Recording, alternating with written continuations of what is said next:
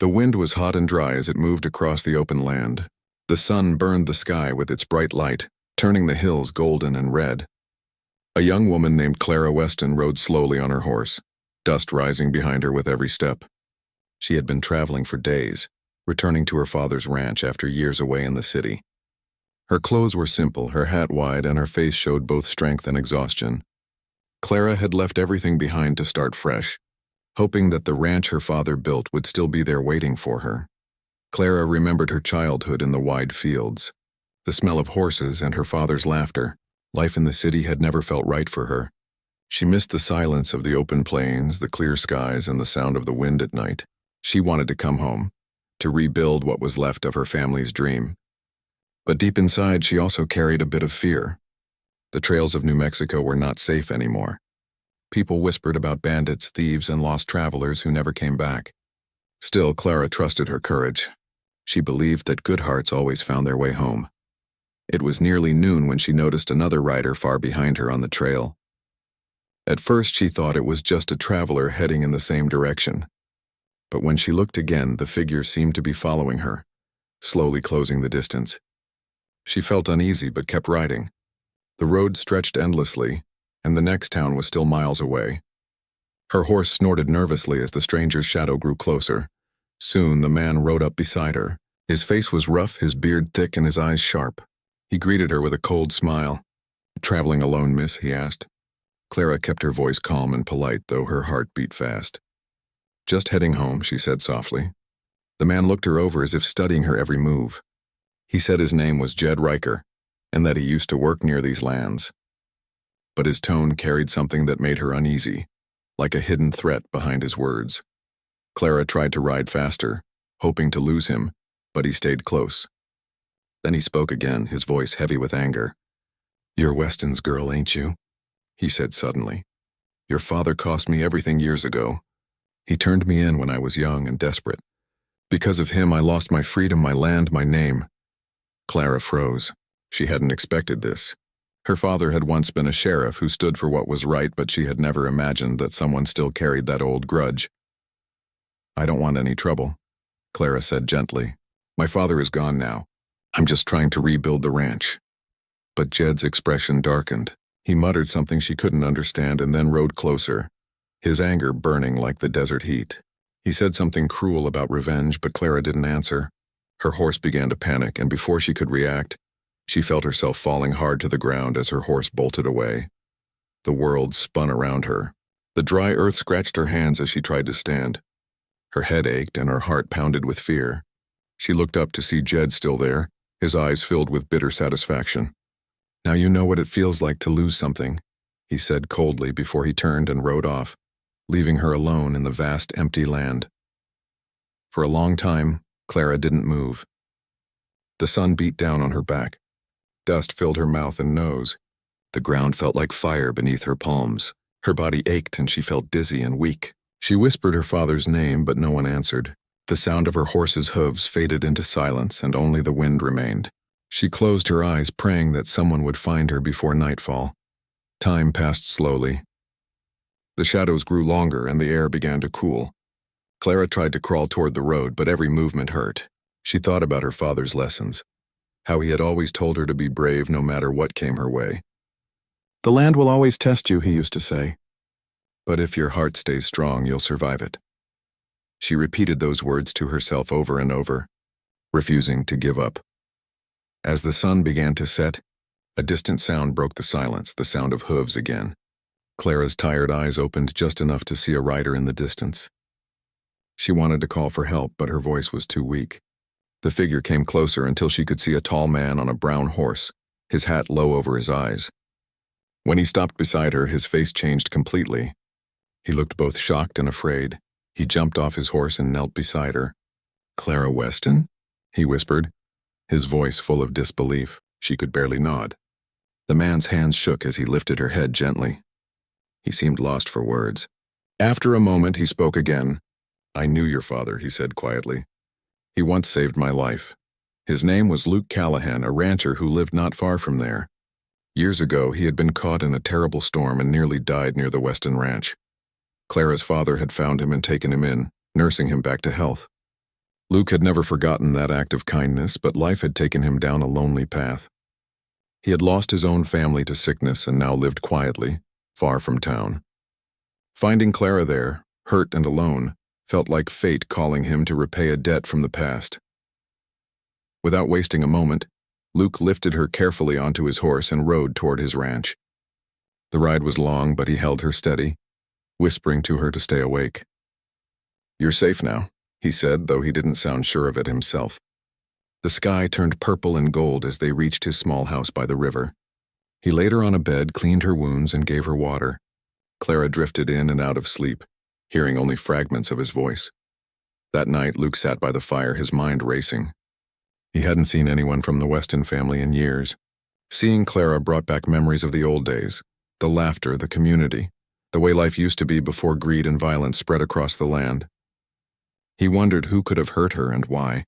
When she finally woke up, he asked gently, "What happened to you out there?" Clara's voice trembled as she told him everything she remembered. The stranger, the accusation, and the way she had been left behind. Luke listened quietly, his jaw tightening as she spoke. He didn't interrupt, but inside something heavy stirred in him. He knew the name Jed Riker. It was a name he had hoped never to hear again. Luke stood up and walked to the window, staring out into the dark land. The stars were cold and bright. He said nothing for a long time. Finally, he turned to Clara. "Rest," he said softly. "You're safe here now. I'll take care of you." But his voice carried a hint of guilt that Clara didn't understand. As the firelight flickered across his face, Luke knew this was more than just a rescue. It was the beginning of something he couldn't avoid anymore. He had tried to leave his past behind, but it had returned, through a girl whose father had once shown him mercy. Outside, the wind howled through the dry trees, carrying the sound of a horse in the distance. Luke stepped out onto the porch, his hand resting on the railing, eyes fixed on the dark horizon. Somewhere out there, Jed Riker was still alive, and Luke knew that this was far from over. Clara woke up to the soft light of morning touching her face. The smell of fresh coffee and burning wood filled the small room. For a moment, she didn't remember where she was. Then her eyes fell on the wooden walls, the old rocking chair, and the sound of horses outside.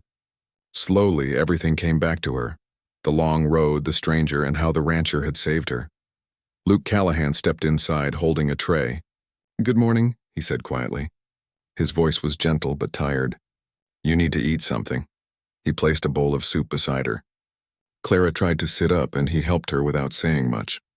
His kindness felt sincere but distant, as if his mind was far away. "Thank you," she said softly, "for saving me." Luke gave a small nod. "Your father once did the same for me," he replied. "Seems only fair I return the favor." Clara smiled faintly, though her heart felt heavy. "You knew my father well?" Luke looked at the fire before answering. "He was a good man, honest and brave, the kind the world doesn't see much anymore." His eyes carried a shadow of memory, like a man remembering both friendship and regret. Days passed, and Clara slowly recovered. She helped Luke with small chores, feeding the horses, cleaning the kitchen, and tending to the plants by the porch. Though her body still ached, working made her feel alive again. The ranch stood in the middle of wide, open land surrounded by rolling hills. It was peaceful yet lonely. Luke seemed used to the silence, but Clara often caught him staring off toward the horizon, as if waiting for something, or someone. One evening, as the sun dipped behind the mountains, Clara found Luke sitting outside, sharpening a tool. She sat beside him quietly. The air was cool and golden. After a while, she spoke. "You've been thinking about him, haven't you? The man who hurt me." Luke stopped moving. His eyes stayed fixed on the tool in his hand. "His name is Jed Riker," he said after a moment. "And I know him better than I'd like to." Clara's chest tightened. "You know him?" Luke nodded slowly. "Years ago, I wasn't the man you see now. I worked with him for a time, back when I didn't know what kind of life I wanted. Jed and his friends lived fast and careless. I thought I could make easy money and move on, but I was wrong. I left before things got worse. Your father found me when I was trying to change my life. He helped me, gave me work, and told me I could still do something good with my hands. I owe everything to him. But now, seeing what happened to you..." He paused, his voice breaking slightly. "It feels like my past has found its way back." Clara listened quietly, trying to understand. She could see the regret in his face, but also the honesty. "You changed," she said softly. "That's what matters." Luke looked at her, surprised by her calmness. "You don't blame me?" "No," she said. "We all have a past. My father always said people deserve a second chance if they truly want to be better." The silence between them grew gentle, filled with the soft hum of crickets. For the first time in years, Luke felt a kind of peace he hadn't known since he lost his family. Clara's strength reminded him of what goodness looked like, quiet, patient, and real. But peace didn't last long. A few days later, while Luke was checking the fences, he saw something that made his heart stop. Hoof prints, fresh ones, leading across the dry field toward the hills. Someone had been watching the ranch. He didn't tell Clara right away, not wanting to scare her, but that night he couldn't sleep. He sat by the window staring out at the moonlit land. He knew Jed Riker was close. The next morning, Clara noticed the worry on Luke's face. "Something's wrong," she said. "I can tell." Luke hesitated, then told her about the tracks. "I think he's been nearby. I don't know what he wants, but I can't let you face any more danger." Clara looked straight at him. "I'm not running away," she said firmly. "He already took too much from me. I won't live in fear." Her courage caught Luke by surprise. He had seen strong people before, but Clara's calm strength felt different.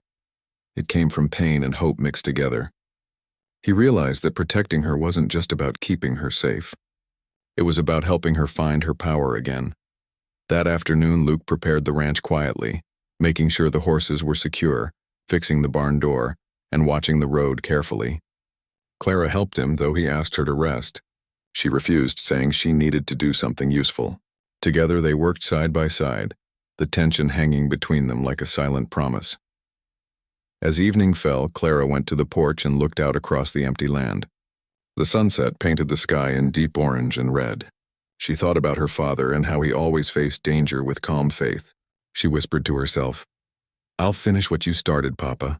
I'll keep our name strong." Inside, Luke stood at the window watching her. Something in her voice reminded him of the man who once gave him a second chance. He knew now what he had to do, not for revenge, but for peace. The next day dawned clear and bright. The air felt different, heavy with waiting. Luke saddled his horse and told Clara he needed to check the cattle near the ridge. "Stay inside until I return," he said. "Promise me." Clara hesitated but agreed. Yet as the hours passed and Luke didn't come back, worry filled her heart. She couldn't just sit and wait. She took a deep breath, grabbed her father's old coat that Luke had found for her, and walked toward the ridge. When she reached the hill, she saw Luke in the distance, talking to someone. The figure was familiar, the same rough man from the trail, Jed Riker. She froze for a moment, fear mixing with anger. But she saw Luke's calm posture and realized something important. He wasn't there for a fight. He was there for an ending. She couldn't hear what they said, but she saw Luke's expression, serious, steady, not hateful. He was facing his past, and that was something even braver than anger. Clara stayed hidden until the man finally turned and rode away, disappearing into the desert. When Luke walked back toward her, she saw relief in his eyes. "It's over," he said quietly when he reached her. "He's gone for good. I made sure of that, not with threats, but with words. I told him I'm not that man anymore. And I told him that hurting others won't change what he's lost." He didn't argue. Maybe he finally understood. Clara felt a deep calm wash over her. "Then let's go home," she said simply. They rode back together as the sun began to set. The land stretched endlessly before them, peaceful and golden. For the first time since her journey began, Clara felt safe, not just because she was protected, but because she had faced her fear and survived. Back at the ranch, life slowly returned to normal. Clara planted flowers by the porch and helped Luke repair old fences. The sound of laughter began to fill the house again. Every morning she watched the sunrise over the hills and thought of her father's words, how the land always tests a person's heart. Luke, too, changed. He stopped hiding from the past and began to build a better future. He taught Clara how to care for the cattle, how to mend fences, and how to ride across the open land without fear. In her presence, he found hope again, the kind that makes a man believe in goodness no matter how far he's fallen. Months later, when the first spring rain came, the dry earth turned green once more. Clara stood outside, feeling the soft drops on her face. Luke joined her, smiling quietly. "Looks like the land's healing," he said. "So are we," she replied with a gentle smile. As the rain fell across the wide ranch, the pain of the past began to fade. Clara had come home and Luke had found peace. The world was still wild and unpredictable, but together they faced it with steady hearts. And every evening when the sun sank behind the hills, Luke watched Clara ride across the open land, the same land that had once almost taken her life. Now it carried her forward strong and free, just like her father would have wanted.